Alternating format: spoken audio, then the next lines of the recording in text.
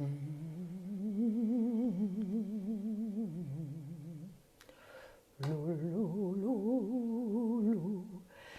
le bonsoir, bonsoir à tous, bonsoir à tous, bonsoir à tous ceux qui ne sont pas encore là, mais déjà bonsoir, comment allez-vous?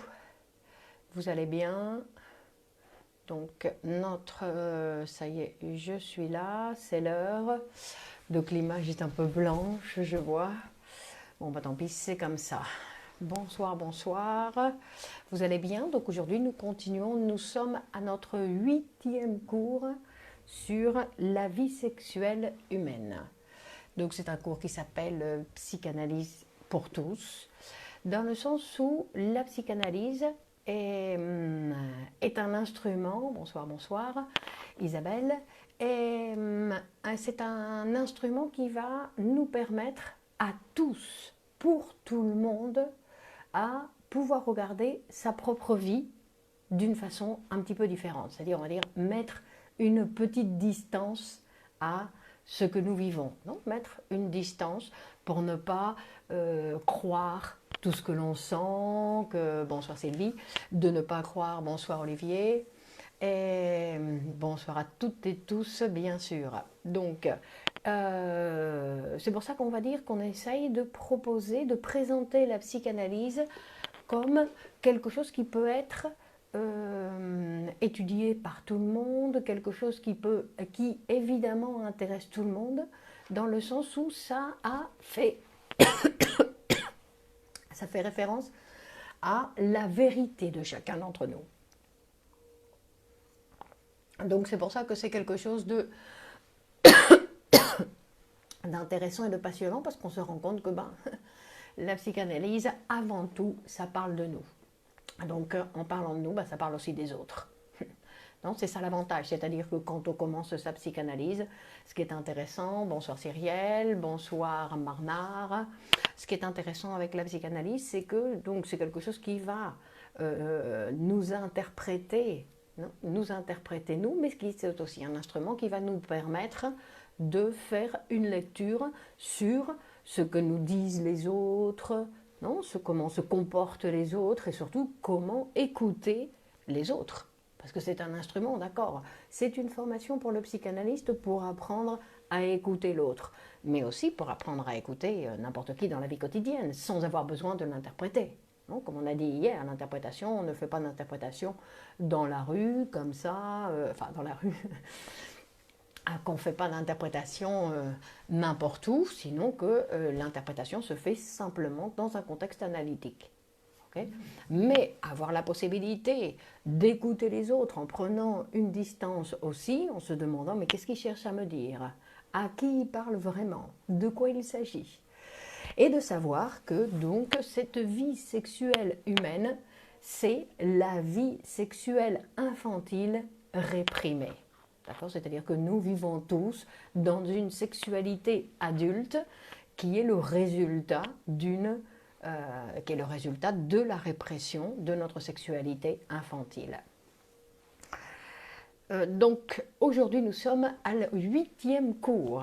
Je ne sais pas jusqu'où on va aller, je n'ai pas rien de prévu, donc on verra, mais pour l'instant on continue. Donc avant de commencer, parce que j'avais pensé continuer avec la métamorphose de la puberté, mais avant ça, je pense qu'on peut s'arrêter un petit peu plus... On peut s'arrêter un petit peu sur le complexe d'Oedipe et le complexe de castration, qui sont les deux éléments justement qui vont permettre à l'enfant d'avoir accès à la puberté. Donc on va faire une petite révision d'une façon différente. Donc on avait vu que la sexualité humaine, elle a une particularité. La particularité de la sexualité humaine, c'est qu'elle se développe, elle se forme en plusieurs temps. Qu'il y a la petite enfance, la répression, les périodes de latence et après la puberté. D'accord ? C'est-à-dire que c'est quelque chose qui est particulier à l'être humain. Et pendant l'étape de la sexualité infantile, ce qui est surtout important, enfin, il y a plein de choses qui sont importantes pendant cette période, c'est que l'enfant, il va découvrir, non seulement il va découvrir ce qu'on avait vu, la pulsion orale, mais qu'avec cette pulsion orale, il va d'une certaine façon découvrir l'amour. Parce que la maman, elle lui donne non seulement le don de l'aliment, en l'alimentant, sinon qu'elle lui donne le don de l'amour. On va dire que ça, c'est la première transmission d'amour que l'enfant va recevoir de la part de sa mère ou de la part de la personne qui s'occupe de lui. Et on va voir aussi qu'il y a donc d'un côté il y a le don de l'amour et c'est là aussi où il va vivre, c'est sa première expérience de jouissance. Avec la pulsion orale, avec l'alimentation. C'est la première jouissance. Et donc on va parler aussi, on va voir que quand il y a des troubles chez l'enfant, chez le petit enfant, chez le bébé, des troubles de l'alimentation, en général c'est en relation avec l'attitude de la mère. C'est-à-dire qu'il y a des mamans qui donnent le sein, qui donnent le biberon sans même regarder leur enfant, sans s'intéresser pas sur l'enfant, et l'enfant, ça, il s'en rend compte.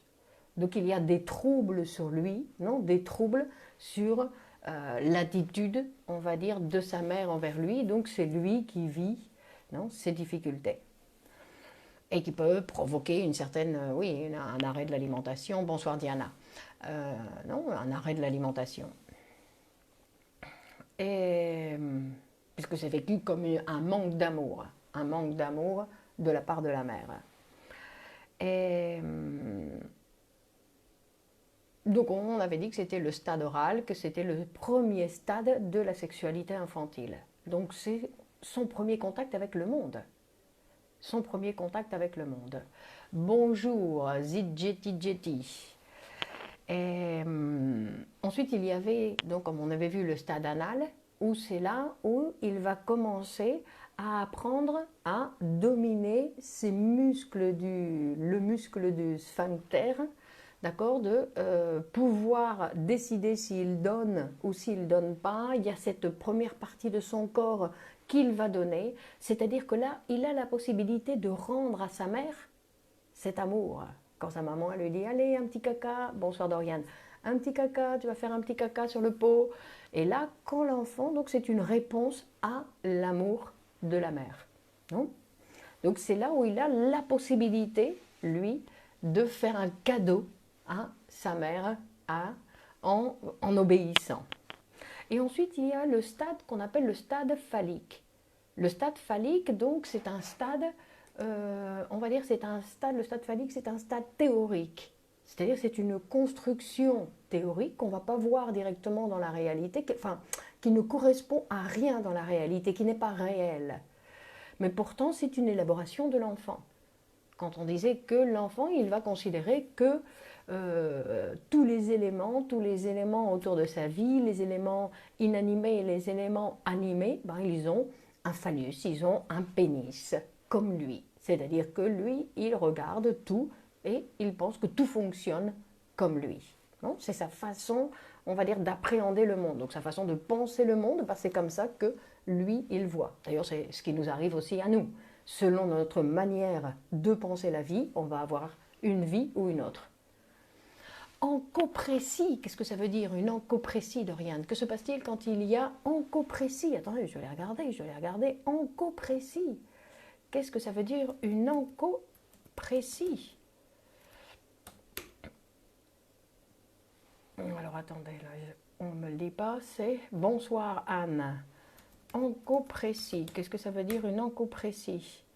C'est l'incontinence fécale. Bon, en général, ce sont donc des troubles, on va dire non, parce que rappelez-vous que tous les troubles chez l'enfant, surtout dans la première petite enfant, même jusqu'à la puberté, ce sont des troubles qui sont le résultat des parents. C'est-à-dire que quand la mère manque d'amour envers son enfant, quand l'enfant il a des problèmes pour faire ce petit cadeau à maman sur le pot, non, c'est en relation avec cette mère avec cette mère. Donc après, il faut voir, c'est faire ses selles ailleurs qu'aux toilettes. Ok, d'accord, merci Isabelle.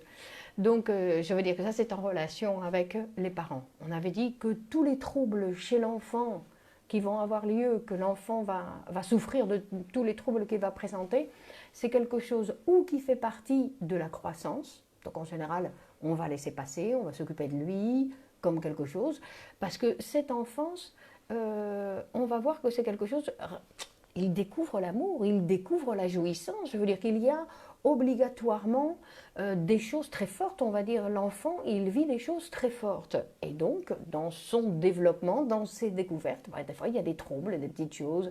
Puis en plus, il n'y a pas de maman parfaite, il n'y a pas de papa parfait. Donc, obligatoirement, il y a des troubles. Donc, on va, a priori, tolérer ces troubles comme quelque chose de passager. Après, si ça s'installe comme une habitude, il faut que ce soit les parents qui aillent voir le psychanalyste. D'accord? Ça, c'est un trouble que les parents transmettent à l'enfant. Parce qu'après, il y a dans le développement de l'enfant même, il y a toujours des troubles. Non, il n'y a pas d'enfance parfaite, de développement parfait. Nous, on va présenter une enfance ici en disant voilà l'enfance, comment elle devrait se dérouler théoriquement. Mais ça n'existe pas. D'accord? Chaque enfant va avoir sa manière de réagir à ce qui va lui arriver avec l'arrivée de petit frère, l'arrivée de la petite sœur, parce qu'en général aussi ce sont des choses qui vont être en relation avec, l'entourage de l'enfant. Et donc on disait que dans le stade phallique, l'enfant vit où tout le monde, toutes les choses, les tables, les chaises, tout a un pénis. D'accord? Et jusqu'à ce qu'ils se rendent compte que les petites filles n'en ont pas.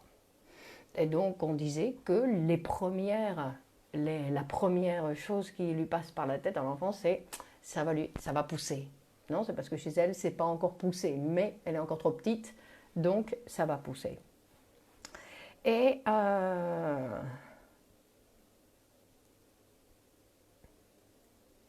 ensuite, il y a deux autres stades. Ce sont les stades de la pulsion. Donc on va voir qu'il y a le stade de la pulsion scopique, qui est le plaisir de regarder et le plaisir d'être regardé, et la pulsion invocante, qui est le plaisir d'être écouté et le plaisir de parler. On va dire que ça, c'est un des plus grands plaisirs de l'être humain. C'est là où l'être humain peut jouir énormément, c'est en parlant. En parlant et bien sûr en étant écouté. Je veux dire, parce que ne pas être écouté, c'est se parler soi-même et donc c'est se répéter les mêmes histoires tout le temps. Non? Et ça, ce sont les étapes du développement de la sexualité humaine et de la pulsion. Donc, entre les deux stades, oral et anal, et la puberté, il y a ce qu'on appelle la phase de latence, où l'enfant va perdre son intérêt pour la sexualité. C'est-à-dire qu'il y a eu répression de la sexualité infantile qui est absolument nécessaire. Cette répression doit avoir lieu parce que c'est celle qui va fonder l'appareil psychique. C'est cette première répression. Avant, il n'y a pas d'appareil. D'accord? On va dire qu'il n'y a pas d'appareil. Donc cet appareil va se fonder à ce moment-là. À partir de cette première espèce. Donc, et la répression, qu'est-ce qu'elle réprime? Elle réprime toute cette sexualité infantile, toute cette première enfance. Et l'intérêt, parler ne ferait pas partie de la jouissance orale? Bien sûr que si, Karinette, effectivement. D'accord? C'est de la pulsion orale.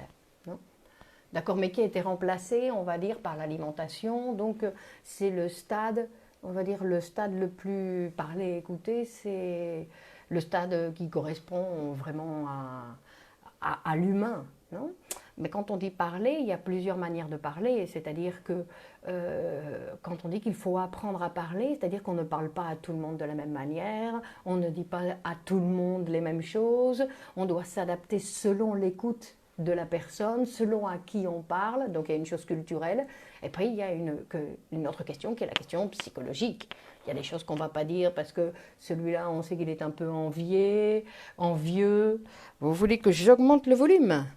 Je suis désolée, je ne peux pas parler beaucoup plus fort. Donc, il y a il faut savoir donc savoir à qui on va parler. Cette répression et l'entrée dans la latence ont à voir avec le complexe d'Oedipe aussi, non? Ou bien sûr, Marc.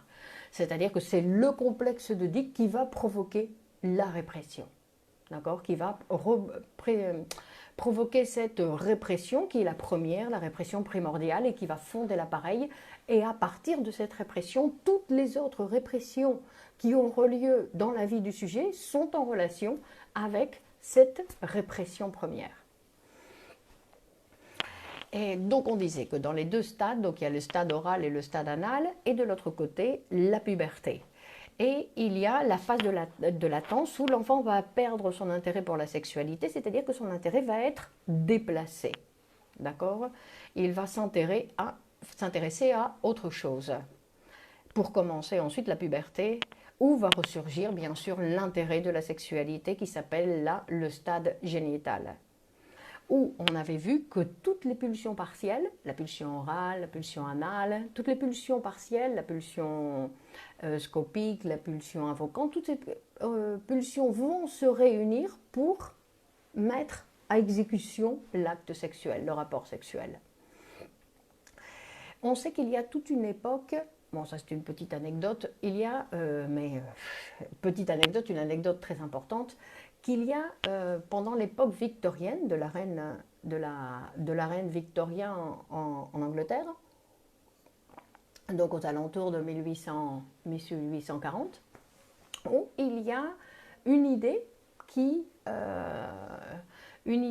a été diffusée avec effusion, où on pensait que si on réprimait cette sexualité génitale, c'est-à-dire si on n'avait pas de rapport sexuel, cette énergie, elle allait pouvoir être utilisée pour l'art, pour la création, pour améliorer ses relations, non, pour améliorer ses relations sociales, c'est-à-dire que si on n'utilisait pas cette énergie, on allait disposer de cette énergie pour faire autre chose. Et donc on allait améliorer nos capacités créatives. Et donc ce n'est pas vrai. D'accord? C'est-à-dire que pas du tout. La pulsion génitale, c'est une énergie qui sert uniquement à la partie génitale. L'énergie qui est utilisée, la pulsion qui est utilisée pour la création, pour le travail, pour la sublimation, c'est une énergie différente de l'énergie qu'on va utiliser pour l'acte sexuel. D'accord? Pour la partie génitale. Parce qu'en psychanalyse, on dit que la sexualité, c'est tout ce qui touche à l'homme. Parce qu'en fait, l'homme, sa sexualité, donc comme on peut voir dans ce développement de la vie sexuelle infantile, en fait, il est touché par la parole. Parce que dès qu'il naît, l'enfant, il commence à écouter des phrases, D'accord? Et donc tout va être déterminé. En fait, l'être humain, quand il rentre dans le langage. C'est sa première entrée. Et donc, il va être touché principalement la sublimation. C'est joli, la sublimation, Pascal, n'est-ce pas? Donc la sublimation, c'est un processus, c'est-à-dire que c'est le processus de l'énergie psychique ou la libido qui est normalement mise dans nos objets. Non, là, on va voir par exemple, ou pour les enfants qui ont toute leur énergie, toute leur énergie amoureuse, qui recouvrent leurs premiers objets d'amour, non, qui sont papa et maman, cette énergie, il va falloir qu'ils la répriment. Non, c'est ce qui va se passer pendant le complexe d'Oedipe. Donc cette énergie va être réprimée et elle va former donc dans l'appareil psychique, elle va former le surmoi. Mais après, à l'âge adulte, on va dire pour la sublimation, je ne sais pas quand est-ce que commence exactement la période de sublimation, la possibilité de la sublimation, parce qu'en fait, la sublimation, c'est un processus narcissique. C'est-à-dire que, parce que la sublimation, c'est aussi quand on va travailler. La sublimation, c'est quand on s'oublie soi-même pour fabriquer quelque chose, pour produire quelque chose pour les autres. D'accord? Donc, on va dire que la sublimation, c'est un acte d'amour. Dans le sens où l'énergie qui est déposée sur mes objets amoureux de ma vie quotidienne, quand je travaille, je dois l'oublier. Donc je retire cette énergie et cette énergie, elle revient sur mon moi narcissique. Et en fait, c'est à partir de cette énergie narcissique que je vais utiliser, c'est avec cette énergie-là. C'est pour ça que le narcissisme, c'est un élément qui est qu'on ne peut pas... non, on a l'habitude de penser que narcissique, c'est quelque chose de négatif, comme la répression et tout ça. Non, ce sont des mécanismes. Et donc le narcissisme, c'est quelque chose de très important parce que c'est avec cette énergie narcissique qu'on va fabriquer des choses pour d'autres. Parce qu'en fait, la sublimation, c'est quelque chose qu'on va faire pour les autres, qu'on ne fait plus pour nous. On a des bénéfices, mais on va dire que nous, notre bénéfice, à la rigueur, il est secondaire. Que premièrement, c'est pour les autres, c'est-à-dire c'est pour le monde, c'est pour l'extérieur. C'est hors de moi, dans ce sens-là. D'accord? Donc, mais bon, nous sommes au moment de... donc, je parlais de l'époque victorienne. Et aujourd'hui encore, il faut savoir, parce que je fais référence à ça, parce qu'il y a encore des gens qui pensent comme ça. Il y a encore de grands sportifs qui préfèrent, la veille d'une compétition, ne pas avoir de rapport sexuel pour que l'énergie ne parte pas là, alors que c'est le contraire. L'énergie d'un rapport sexuel, un rapport sexuel, ça produit de l'énergie. C'est-à-dire la rencontre avec l'autre produit de l'énergie. Bon, bien sûr, on va dire si elle est positive, si elle est bonne, s'il n'y a pas trop de problèmes, etc. Non et donc, c'est pour ça qu'on va dire, que l'acte sexuel, justement, puisqu'on est en train d'en parler, que l'acte sexuel, en psychanalyse, on dit que c'est un acte qui est manqué. D'accord ? Que c'est toujours un acte qui est manqué. Et quand on dit que l'acte, il est manqué, ça veut dire qu'il n'y a pas de relation à deux. Sinon, c'est chacun qui va être en relation, mais qui va jouir, on va dire, chacun va jouir de façon différente. Chacun va rencontrer la jouissance de l'autre. Mais il n'y a pas de symétrie, mais il n'y a pas de coïncidence, il n'y a rien qui coïncide. Et on dit que c'est un moment, l'acte sexuel, c'est un moment où justement l'autre va nous donner notre corps. Que sans l'autre, qu'est-ce que c'est mon corps ? C'est l'autre qui me permet d'avoir, quand il me caresse, d'avoir une peau. C'est l'autre qui on dit que dans une relation hétérosexuelle, on va dire que c'est le pénis qui va donner à la femme. Donc l'homme, il ne donne pas son pénis, il donne à la femme son vagin.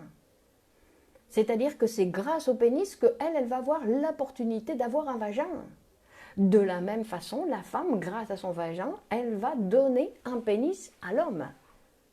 D'accord ? C'est-à-dire que cette rencontre sexuelle, en fait, c'est chacun son truc, mais on a besoin l'un de l'autre pour prendre conscience, enfin, pas prendre conscience, sinon pour vivre son propre corps.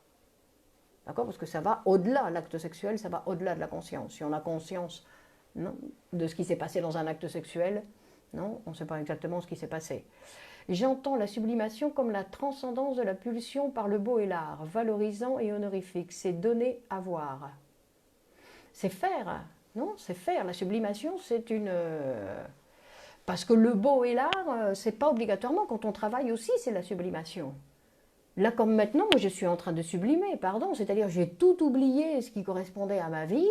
Et maintenant, moi, je suis là pour d'autres. Et en plus, ce que je vais produire, c'est pas spécialement pour moi, c'est pour d'autres. Donc moi j'ai des bénéfices, oui bien évidemment. On a toujours des bénéfices dans la sublimation. Mais ce n'est pas obligatoirement en relation ni avec la création, ni avec le beau, ni avec l'art. Le travail, c'est une sublimation. Bon. Donc on disait que l'acte sexuel est une relation manquée parce qu'il n'y a jamais de symétrie, que l'orgasme à deux, c'est pas quelque chose qu'on doit chercher parce qu'en fait c'est quelque chose qui peut nous surprendre à un moment donné, mais c'est pas quelque chose à chercher parce qu'en principe, chacun a son moment, chacun a sa manière, d'accord ? Et qu'une rencontre sexuelle, en fait, c'est la rencontre de deux sexualités. Non ? Donc on disait que le sexuel chez l'être humain n'est pas un instinct, n'est pas instinctif, qu'en fait le sexuel chez l'être humain, il n'est pas naturel. directement, il n'est pas naturel. C'est-à-dire que tout doit se faire, tout doit se fabriquer. D'accord? C'est-à-dire qu'a priori, il n'y a rien et qu'il doit se fabriquer. Et si l'être humain, il n'arrive pas dans un monde avec d'autres êtres humains, c'est ainsi que la rencontre en soi. Et donc, c'est-à-dire que l'être humain, s'il ne rentre pas dans un monde, s'il n'arrive pas dans un monde d'être humain, il ne devient pas être humain. Il ne passe pas par le complexe d'Oedipe, il ne reçoit pas, non, il ne rentre pas dans le langage. Vous vous rappelez le film de François Truffaut qui s'appelle L'Enfant sauvage, hein, que François Truffaut avait pris cet exemple d'un petit garçon qui était retrouvé au 19e siècle dans les bois. Ils imaginaient qu'il devait avoir 12 ans. Et en fait, il ne savait pas parler. En fait, c'était un petit animal. Et même ses sens, ils avaient été développés pour s'adapter à la vie à la forêt, pour s'adapter à la rencontre avec les animaux, avec les bruits de la nature, etc. Mais que le langage, lui, c'était une partie de l'audition qui captait moins. D'accord? C'est-à-dire que tous nos sens, tout est fabriqué par rapport au monde dans lequel on arrive. Et donc, il va se fabriquer petit à petit, donc il va se constituer. Et dans le langage. Il y a une histoire aussi, je crois que c'est une histoire de Daphné et Chloé, un mythe de la mythologie, je crois, qui raconte l'histoire, bon, je ne me rappelle plus bien, mais qui raconte justement de deux jeunes qu'on marie. Ça passe par l'apprentissage transgénérationnel. Ça passe par le langage, Cyrielle. Ça passe par le langage. C'est pour ça que, et en plus, quand il apprend dans le langage, on doit se rendre compte qu'il y a toute l'histoire de l'humanité dans le langage. Regardez par exemple en français, quand on dit personne, c'est personne. Mais si je dis une personne, ah, là il apparaît quelqu'un. Donc Freud, d'ailleurs, il y a un texte qui va montrer de l'évolution des mots, où il y a des mots qui, le même mot, voulait dire son sens et le contraire. D'accord? Comme par exemple personne. Donc personne, c'est un reste. C'est pour vous montrer que dans le langage, on a toute l'évolution de l'humanité. Donc l'enfant, en fait, il va apprendre super rapidement. Le langage est transmis. Oui, bien sûr que le langage est transmis. Tout est transmis. L'être humain, il n'est rien quand il arrive. Non, l'enfant sauvage de François Truffaut, l'être humain, il n'est même pas un être humain. Il est un être humain parce qu'il rentre dans un monde, il arrive dans un monde d'humains. Donc même avant sa naissance, on commence déjà à parler de lui. Avant de sa naissance, on commence à dire « Ah, regarde, celui-là est un peu nerveux, il n'arrête pas de bouger. Ou celle-là, comme elle est tranquille, elle ne dit rien du tout. » Non, elle ne bouge pas.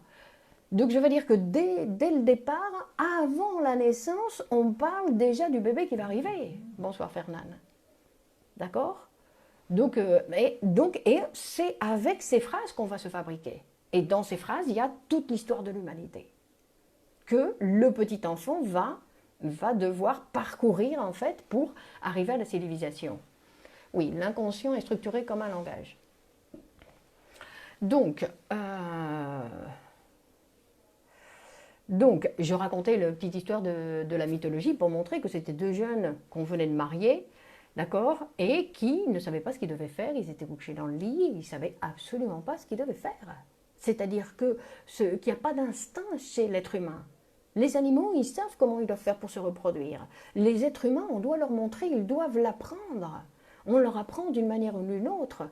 Ils se rendent compte quand ils voient les animaux, je veux dire, chacun a sa manière d'apprendre comment se passe la reproduction, mais c'est un apprentissage, ce n'est pas quelque chose d'instinctif.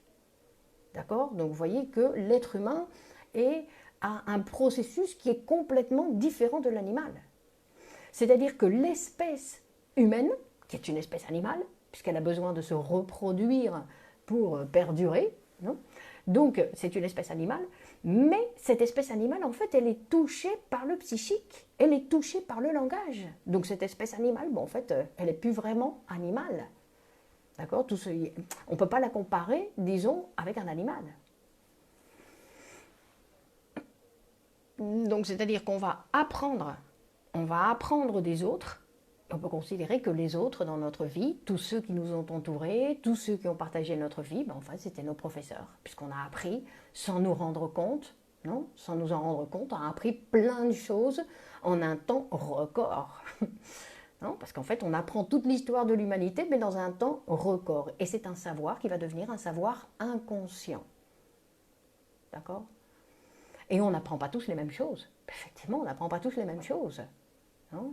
Après, on dit que toute cette histoire, ben, il va falloir faire le travail, à l'âge adulte, il va falloir faire le travail pour pouvoir réellement hériter de ça. C'est-à-dire aller regarder dans les livres d'histoire pour savoir un petit peu ce qui s'est passé, comment a évolué l'homme, comment se sont passés de la guerre du feu de l'homme primitif, comment cette évolution, cette civilisation s'est formée. Donc ben, cette civilisation, elle s'est formée principalement quand il y a eu l'établissement de l'interdiction de l'inceste, qui est le complexe d'Oedipe. Donc c'est pour ça qu'on dit que ce n'est pas naturel, quoi. Il y a une interdiction, non, chez les animaux, il n'y a pas d'interdiction, par exemple.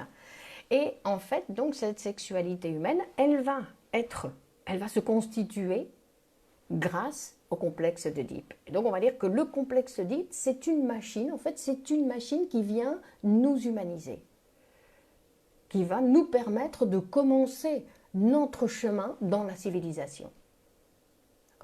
Et que tous les troubles chez l'adulte qui vont apparaître sont en relation avec cette première répression primordiale, avec cette interdiction, en fait, parce que tout le monde a des problèmes avec « non, ne fais pas ça ».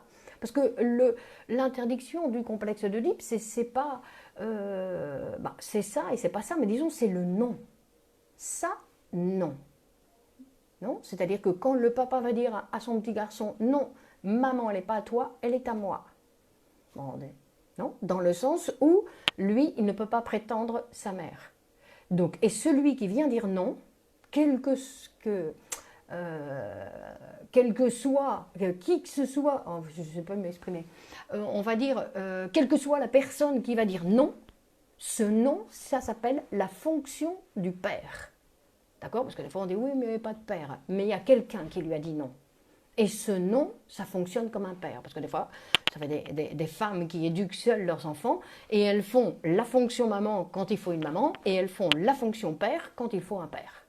D'accord? C'est-à-dire que l'être humain, c'est ce qu'on va voir aujourd'hui aussi, qu'on va terminer comme ça, de montrer que l'être humain, il doit se constituer en 4 sexes. Père, mère, ou plutôt mère, père, homme et femme. Ce sont les 4 positions, non? Ce sont les 4 sexes, les 4 positions psychiques que l'être humain doit fabriquer pour pouvoir répondre à toutes les situations de la réalité. D'accord? Être une mère quand la situation, non? Quand la situation le demande. Et être une mère, ce n'est pas obligatoirement quand on a des enfants, sinon que être une mère, c'est non, quelque chose de protection, on va dire. Après, être père, c'est celui qui justement va, d'une certaine façon, interdire, mettre la loi. Non, c'est la loi. Le père, c'est la loi. Alors ensuite, on va dire... Bon, je reviens un petit peu en arrière. On avait vu que le petit garçon... Aujourd'hui, on va parler du petit garçon. La fois prochaine, je vous propose que pour mercredi prochain, on va voir la sexualité féminine. Donc, il y a un processus qui est particulier. Et en fait, on va dire que l'homme comme la femme, ils doivent passer par ces processus. Le petit garçon comme la petite fille doivent passer par ce processus. Ce sont des processus constitutifs. C'est-à-dire ce n'est pas que la sexualité féminine, ça appartient simplement au corps qui a un vagin. Non. Ou que la sexualité masculine, on va dire l'évolution du petit garçon, ça appartient simplement au petit garçon qui a un zizi. C'est-à-dire que tous les êtres humains, nous devons passer, nous devons être capables de construire cette civilisation. Nous, cette position féminine, cette position masculine, non, cette position de père, cette position de mère. Non? Et c'est là où, quand on arrive à fabriquer, on va dire, à être en relation avec ces 4 signifiants, qu'on peut, donc la différence des genres est inutile en soi. La différence des genres entre moi je suis une femme, effectivement. C'est-à-dire que c'est quelque chose... Non, les enfants, ils ne font pas la différence. Donc on avait vu que tous les enfants, pendant la première enfance, la différence sexuelle n'existe pas. Elle commence à exister à partir de la puberté. Mais que cette différence sexuelle n'est seulement qu'anatomique. Elle ne sert à quoi? Qu'à la reproduction. Pour le reste, il n'y a pas de différence. D'accord? Il n'y a pas de différence, ou il y a la même différence entre ce qu'est un être humain et un autre être humain. Non? On va dire que nous sommes tous différents. Personne n'a eu le même processus n'est passé par le même processus de développement. Parce que là, on explique en disant c'est pour l'écoute, tout ce qu'on est en train de voir, c'est pour l'écoute du psychanalyste.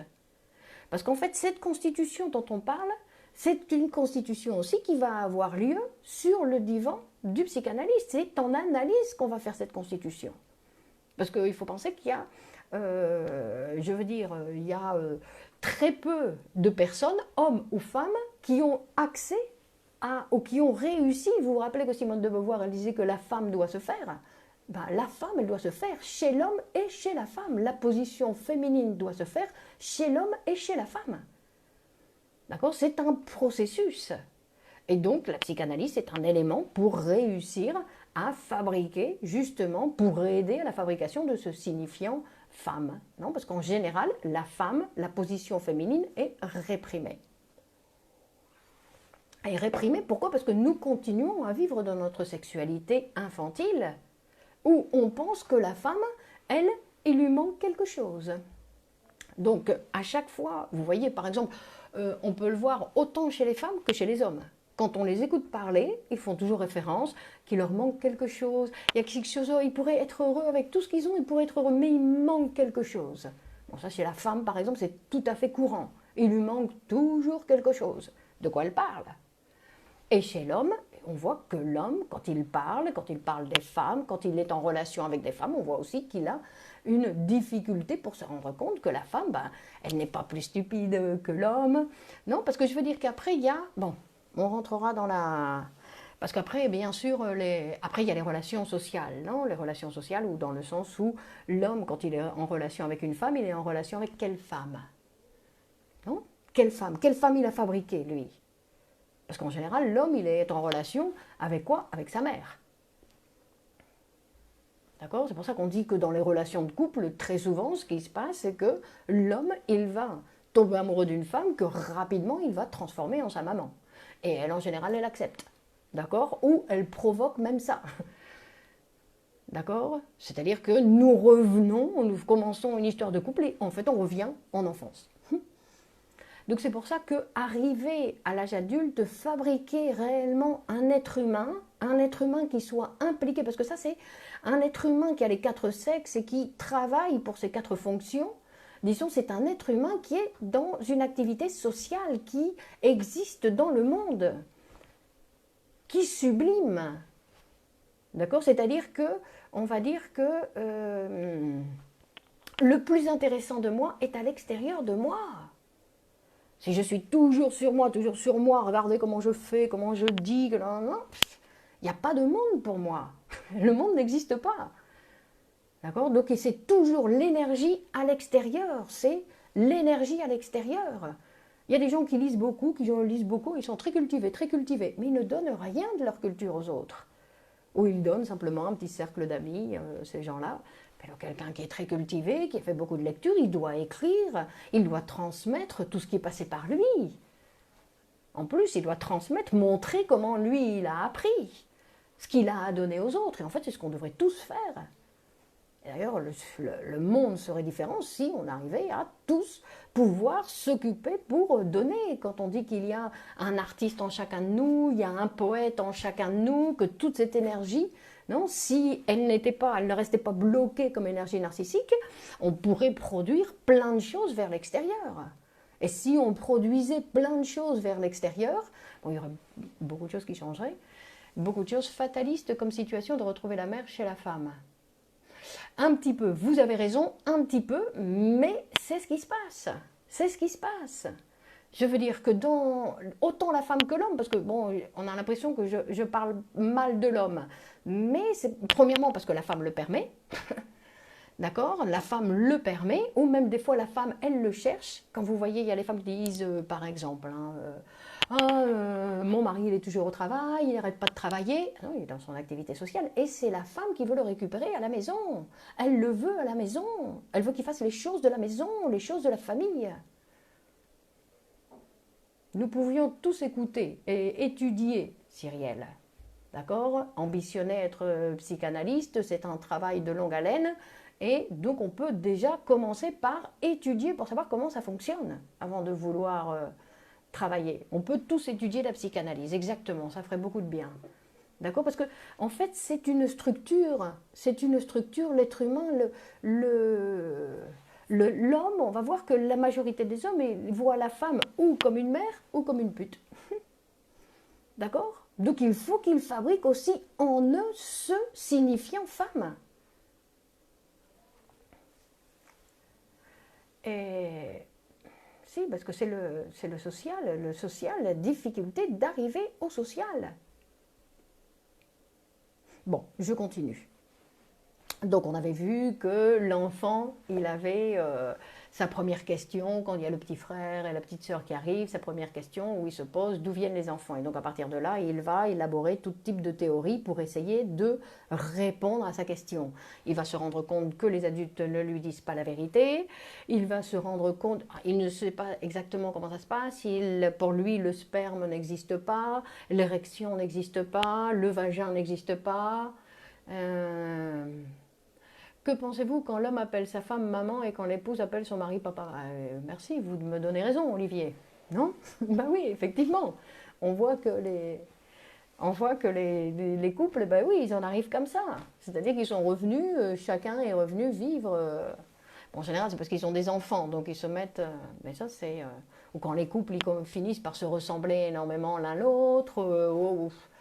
C'est que l'être humain, il a encore beaucoup à faire, beaucoup de travail à faire sur lui-même pour se transformer. Parce qu'en plus, on doit penser, Cyrielle, que quand on se transforme soi-même, hein, ce qu'il y a d'intéressant, c'est qu'on transforme toutes nos relations. On ne parle plus aux gens de la même façon. Donc obligatoirement, eux aussi, ils ont une répercussion sur notre travail. D'accord? Donc c'est pas aller dire aux autres, allez, on va tous étudier la psychanalyse, sinon c'est simplement quand on se psychanalyse, nous on se transforme et on transforme nos relations sociales. La jeune fille qui commence une psychanalyse, non seulement elle va pouvoir fabriquer un homme en elle, une femme en elle, et avoir une relation avec un homme, elle va se permettre de fabriquer une relation avec un homme. Non, parce qu'on va voir que très souvent les femmes, c'est celles qui empêche l'homme de développer son travail social. D'accord? Après, bon, il faut voir dans les histoires de couple, non? Que chaque couple a sa particularité. Chacun a sa manière d'aimer. Chacun a sa manière d'être en relation avec les autres. Donc, à chaque fois, c'est pour ça que c'est le divan pour écouter le discours de chacun. Que personne ne parle comme personne. Donc, la famille n'accepte pas toujours notre évolution. Si, Pélo, ça c'est encore dire, vous voyez Anne, c'est encore dire, la famille, elle accepte. Quand nous, on accepte, la famille, elle accepte. Bien sûr que si, elle accepte. Ou alors après, elle va critiquer, mais bon, quelle famille ne vous critique pas? Vous avez des familles où on ne critique pas les enfants? Des parents qui ne critiquent pas leurs enfants? Alors quoi vous fassiez, il y a un avant et un après une psychanalyse. Donc des séparations amicales de couples peuvent disparaître. Donc comment que des séparations amicales de couples peuvent disparaître donc? Oui, il y a un avant et un après avec une psychanalyse, effectivement. Il y a un avant et un après. Mais vous voyez, c'est un petit peu la psychanalyse, c'est un petit peu aussi comme la gymnastique, c'est-à-dire que c'est quelque chose où il faut continuer, parce que c'est pas, après ma psychanalyse. Après ma psychanalyse, en fait, c'est comme une gymnastique, il faut continuer à parler, continuer à découvrir, continuer à se transformer, parce que sinon, oui, d'accord, avec une psychanalyse, il y a une transformation, et après, je m'arrête. Alors que la transformation, c'est jusqu'à la fin de ma vie, non? D'anima et d'animus, je suis désolée, je ne sais pas ce que c'est. Les notions d'anima et d'animus. Donc, on disait que quand ce petit garçon va voir et va se poser les questions de savoir d'où viennent les enfants, il va se rendre compte donc qu'il y a des petites filles qui n'en ont pas. Donc il y a la première période où il va penser, non, son zizi va pousser, que pour l'instant elle l'a pas. Mais quand il va commencer, parce qu'en fait il se rend compte de l'importance de son sexe, et en fait, il le touche beaucoup. Et donc, bien sûr, il y a des regards. On dit que même si personne... Ah, c'est un concept de Jung. Je suis désolée, je ne connais pas. j'ai pas étudié Jung. Non, Jung, c'est un qui s'est séparé de Freud justement pour éliminer un petit peu toute cette importance que Freud donnait à cette sexualité, non, pour la formation. Mais en fait, Freud, il dit que tout est sexuel parce que nous rentrons dans le langage, parce que le langage en lui-même, il est sexuel, et parce que notre appréhension du monde, il commence par des fonctions sexuelles. D'accord? Donc ce n'est pas... Et en plus, comme Freud, il y a un texte, justement, il montre, qui dit, et alors, qu'est-ce que vous avez contre la sexualité? Pourquoi vous n'aimez pas que tout soit sexuel? Non, si nous sommes une espèce animale, tout est sexuel. Et en plus, tous les verbes sont sexuels chez les êtres humains. Non? La psychanalyse est-elle morale? S'ouvrir aux autres, être moins narcissique, a une visée morale, non? Pourtant, vous avez dit la dernière fois qu'il fallait se détacher des valeurs morales. De certaines, Flora, de certaines, il y a beaucoup, notre morale elle nous empêche de vivre beaucoup de choses.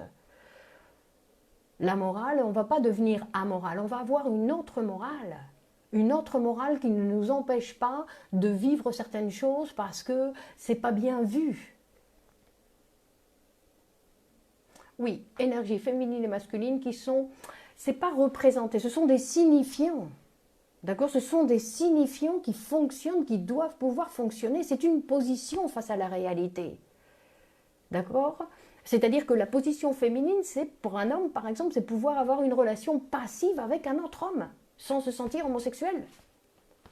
Par exemple, avoir une relation passive. Quand vous voyez tous les hommes, les problèmes qu'ils ont avec leur chef, non, c'est cette relation passive avec le chef, avec le papa. Non, c'est justement ce qu'on va voir. Parce que quand, bon, j'essaye de continuer un petit peu, quand le petit garçon, il va se rendre compte que les petites filles n'ont pas, donc tout d'un coup, on va dire, c'est parce qu'elles ont été méchantes, elles ne sont pas bien portées, parce que lui, il a vu que quand il se touchait trop, non, que les gens, ils disaient, attention, ça, il ne faut pas le faire. D'accord? Donc il a reçu déjà, on a commencé à le menacer d'une certaine façon. Bon, à l'époque de Freud, il disait que, non, c'était la maman qui disait, ton papa va te le couper, etc. Donc j'imagine que le discours aujourd'hui, non, chez les enfants. Et on dit même que, en fait, Freud il dit que même si personne ne lui dit rien, c'est dans le langage. Ça appartient à l'histoire, donc c'est dans le langage. Bon, attendez, Imen, ça, vous me parlez de la répression dans ces circonstances de confinement et son rapport avec la pulsion. Attention, là, c'est... pourquoi vous pensez qu'il y a une répression parce qu'on est enfermé chez nous? C'est pas de la répression, ça. La répression, c'est un mécanisme psychique. D'accord?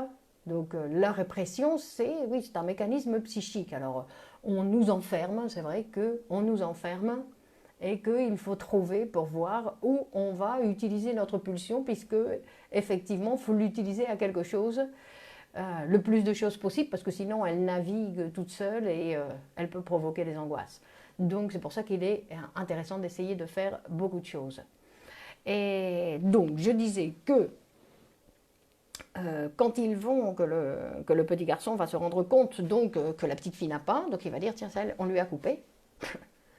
Donc voilà, simplement. Pourquoi? Parce qu'elle est stupide. D'accord? Parce que des adultes continuent à penser que les femmes sont stupides. Non? Hier soir j'ai vu un film où il y avait une femme elle-même, non moi je parle pas parce que je suis stupide. Donc simplement parce qu'elle est femme, hein? Attention, simplement parce qu'elle est femme. Ben Pascal, il y a, comment il s'appelle, celui qui a étudié les structures du langage, les structures de Lévi-Strauss. Lévi-Strauss, il a fait des études pour montrer si le complexe d'Oedipe, il existait dans d'autres cultures, et en fait, ce qu'il a montré, c'est que oui, que l'interdiction de... Donc il dit, c'est pas exactement l'interdiction de l'inceste, dans le sens où avec ton papa, non, mais dans d'autres tribus, c'est, tu n'as pas le droit avec certaines personnes. D'accord? Dans d'autres tribus, l'interdiction, elle est mise d'une autre manière que dans la société occidentale. On va dire, elle est mise, mais l'interdiction, elle existe. D'accord? C'est-à-dire que, parce qu'en fait, c'est ça, c'est l'interdiction, c'est le non. Quand vous voyez les petits-enfants, des fois, qui se fâchent énormément parce qu'on lui a dit non, parce que ça fait référence à ça. D'accord? C'est-à-dire que lui, il entend, avec ta maman, non. Donc, bon, donc c'est toute sa passion qui se met contre le non. Le problème, c'est quand ça arrive encore chez l'adulte. Tous les gens qui sont... qui d'une façon, dès que la réalité les contredit un petit peu, alors là c'est non, c'est terrible, je me bagarre parce que la réalité me demande quelque chose auquel je ne veux pas répondre, je dis non, Donc, je dois me limiter, ou tous les gens aujourd'hui qui continuent à sortir parce qu'ils n'acceptent pas la loi. Aujourd'hui, on n'a pas le droit de sortir, point. Il y a quand même des gens qui font... D'accord, merci Nathalie. Donc, Lévi-Strauss dit que le complexe est universel. D'accord. Mais c'est une construction sociale, ok. Avec l'homme primitif, il n'y avait pas de complexe. L'homme primitif, d'accord, il n'y avait pas de respect.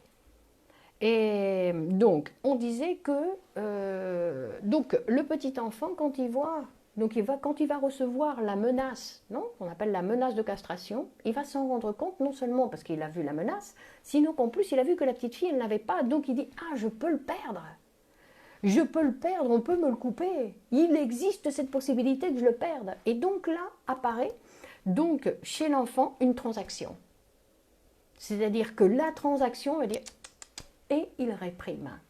Il réprime pourquoi? Pour garder son pénis.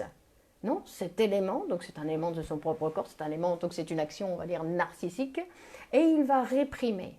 Et dans cette répression, il va renoncer à son amour pour sa mère. Et il va renoncer aussi à son amour pour son père. Parce que ce que je n'ai pas précisé, c'est qu'au départ, lui, il aime son père et il aime sa mère. Et il arrive à vivre avec ces deux sentiments. Non, il peut vivre avec ces deux sentiments. Mais il arrive un moment où il se rend compte, justement, quand il commence à avoir la menace, quand le papa arrive avec le non, non, toi tu vas dans ta chambre, maman, elle est pour moi. Par exemple, non, on voit les enfants qui se mettent dans le lit, qui se mettent au milieu des deux parents, etc. Je veux dire qu'ils nous le montrent constamment, mais je veux dire qu'en général, les adultes, ils rigolent comme quoi, c'est marrant. Non, non, c'est pas marrant, c'est sérieux. C'est très sérieux pour eux. D'accord? Ce sont des choses où il faut respecter dans le sens, bon, il faut lui mettre la loi, bien évidemment, toi tu vas dans ta chambre, évidemment, mais que c'est quelque chose pour eux très douloureux. C'est le non, imaginez-vous, l'homme que vous aimez et que tout d'un coup on vous dit, il va dormir avec une autre femme. D'ailleurs, il y a des femmes il y a des hommes plutôt, qui ont ce genre de relation, ils répètent cette structure d'IPN en ayant une femme qu'ils aiment, que la femme qu'ils aiment, qu'ils désirent, elle appartient à un autre. D'accord? Bon, ça c'est un prochain cours, on va dire, un prochain cours. Donc, on voit que le petit enfant, qu'est-ce qu'il va faire? Quand il voit que le père, ça devient plus un papa qu'il aime, sinon ça devient un rival. Quelqu'un qui vient s'opposer à la possibilité d'une relation avec, non? Et donc, ce qu'il veut, c'est que son père disparaisse. Non? Quand on pense aux papas qui partent en voyage, waouh, on reste tout seul avec maman, super! D'accord? Donc, et on espère que papa ne va pas revenir. Le petit garçon, il désire que son père ne revienne pas. Donc, il y a une rivalité, et dans cette rivalité, il y a un sentiment hostile. Donc, au moment de la répression, non, on va dire que ces deux tendances, autant cet amour pour la maman que cet amour et cette hostilité pour le père, vont se réprimer. D'accord? Et se réprimer, ça veut dire qu'il va continuer dans l'inconscient ses relations avec ses parents, mais dans la réalité, il va se passer autre chose. C'est-à-dire que dans la réalité matérielle, il va y avoir un désinvestissement de ces objets qui vont se transformer en tendresse. Donc, d'objets sexuels, ils se transforment en de tendres sentiments pour papa et pour maman. Mais en fait, il dit que donc c'est à partir de là que va se constituer dans l'appareil psychique le surmoi, parce qu'en fait, cet amour pour le père, non, que le petit garçon, ce qu'il va faire, c'est s'identifier avec son père. Donc il va identifier, c'est-à-dire que d'un côté, il va devenir comme papa, pour l'amour qu'il a pour lui, et d'un autre côté, cette identification, non, on va dire que c'est une manière d'éliminer le père. Je le garde pour moi, je l'élimine. D'accord? C'est une façon de l'identification. Donc, ce qui va se passer donc, pendant toute la vie du sujet, le sujet va s'identifier tout au long de sa vie avec les gens qui l'entourent. Donc, c'est pour ça qu'il ne faut pas s'entourer de n'importe qui. On va dire, dans le sens où on va s'identifier avec les gens qui nous entourent. On va prendre un trait. Et en fait, ce que fait l'enfant, donc, c'est-à-dire qu'il va prendre certains traits de son père et de sa mère. D'accord?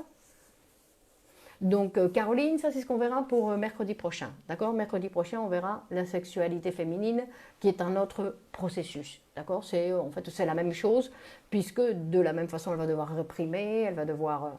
non? mais c'est avec un autre chemin, et on va voir que justement, on va voir dans ce développement de la sexualité féminine que c'est un chemin un petit peu plus cabreux, dans le sens que pour terminer et aller jusqu'au bout, c'est plus difficile. Mais bon, pour continuer, donc je parlais de l'identification du petit garçon donc avec son père. Donc d'un côté, il va vouloir être comme papa dans une manière ou d'une autre. Et de l'autre côté, il va incorporer, il va s'identifier avec son père, non, pour le manger. Donc son hostilité, on va dire, cette partie hostile. Attendez, moi je crois que c'était mieux expliqué ici. Alors on va dire que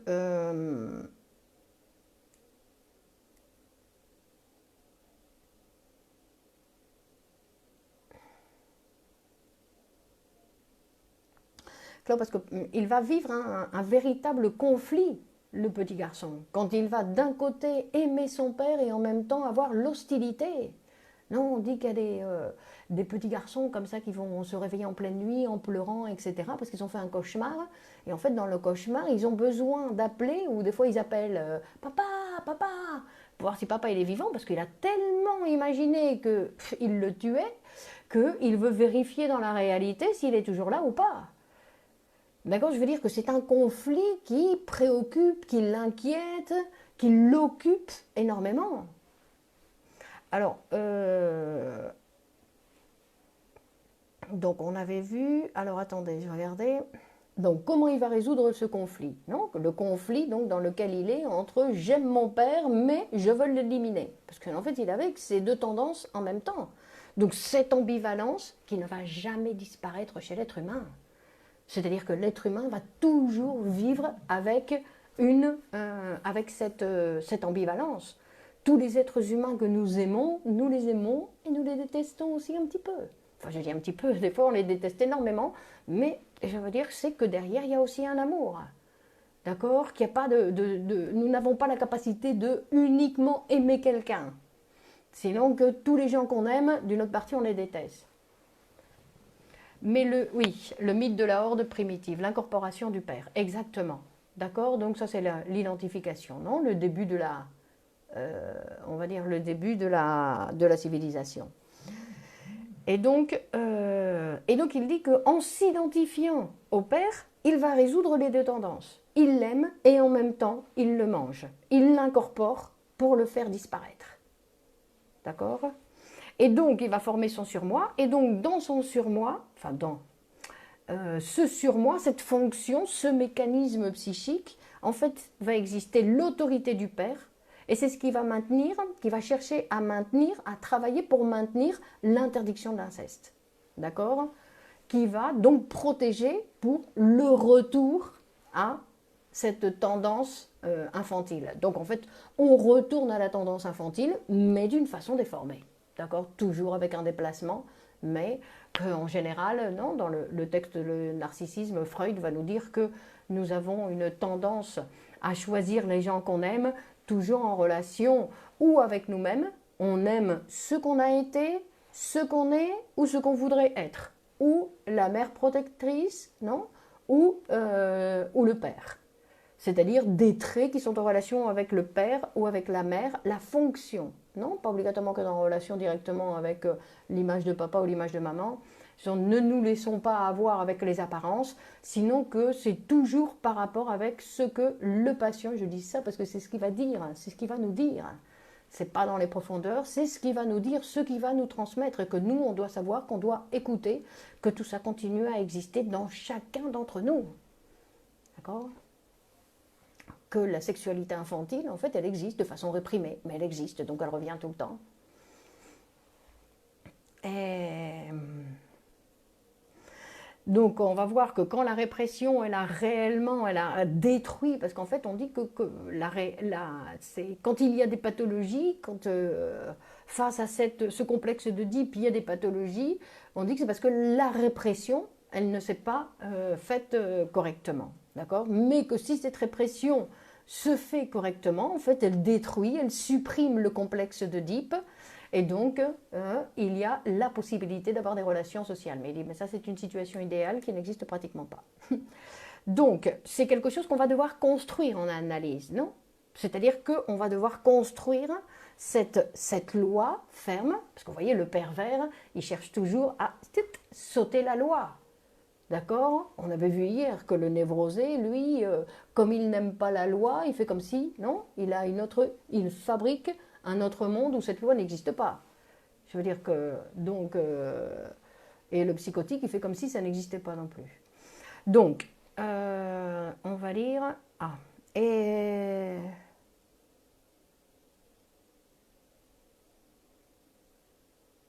Donc, attendez, pardon. Donc, on va dire que...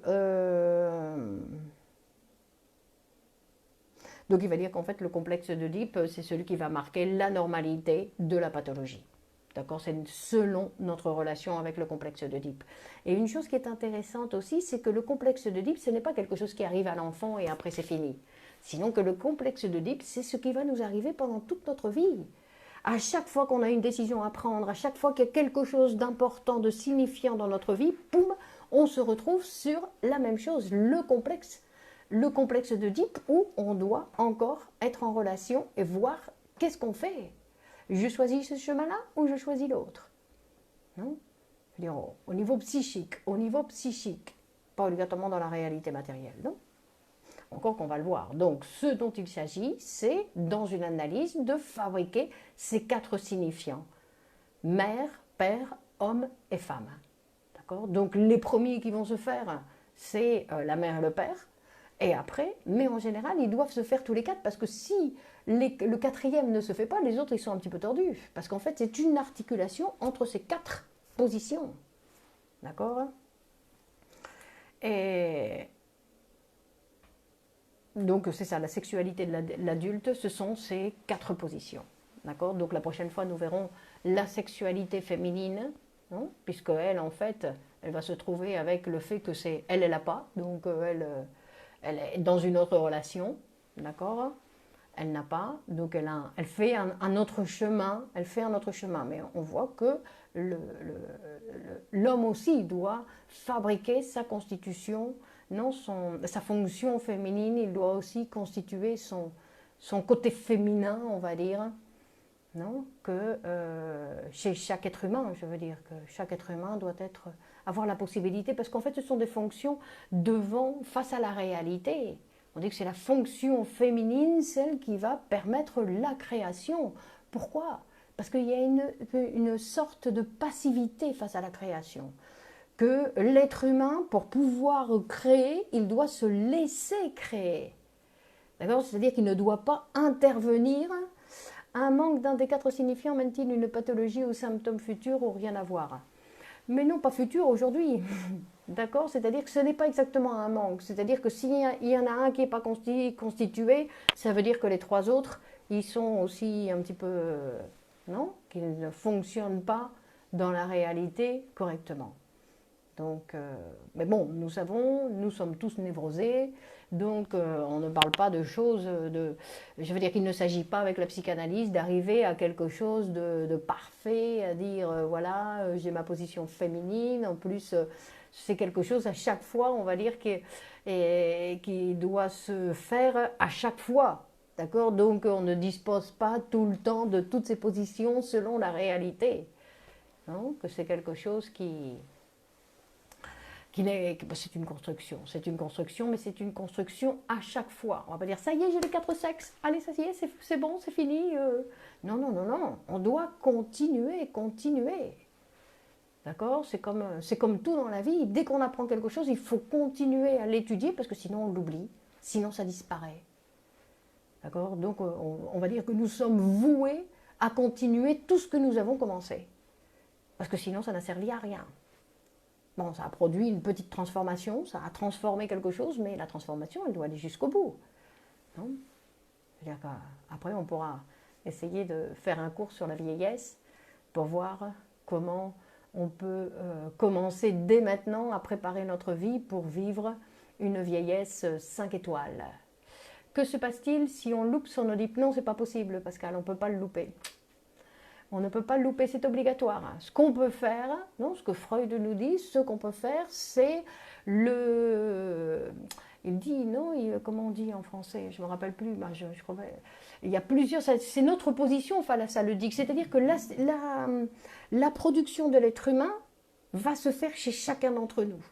Mais après cette production, chacun va réagir en disant, non, moi je ne veux pas ça. Moi je veux continuer à être avec ma maman toute ma vie.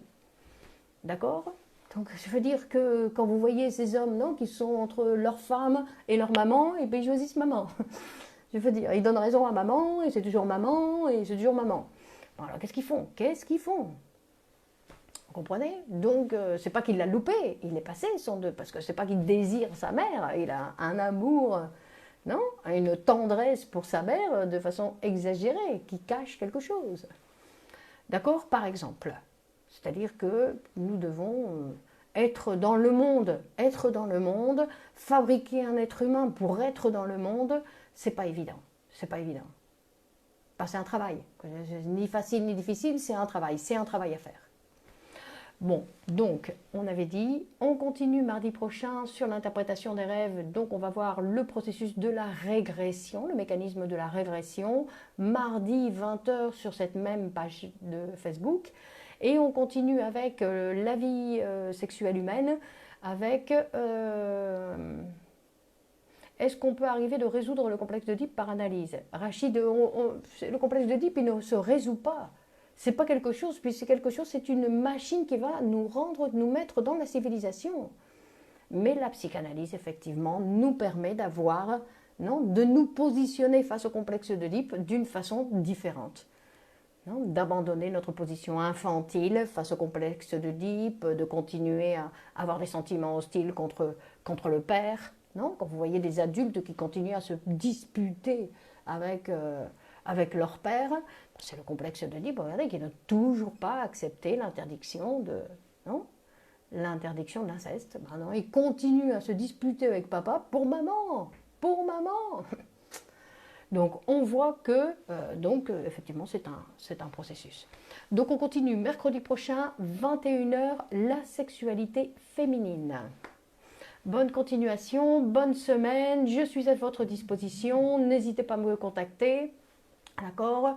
Bon enfermement, bon confinement, et j'espère qu'on sortira bientôt. Allez, prenez soin de vous, et à la semaine prochaine. Au revoir, ciao ciao.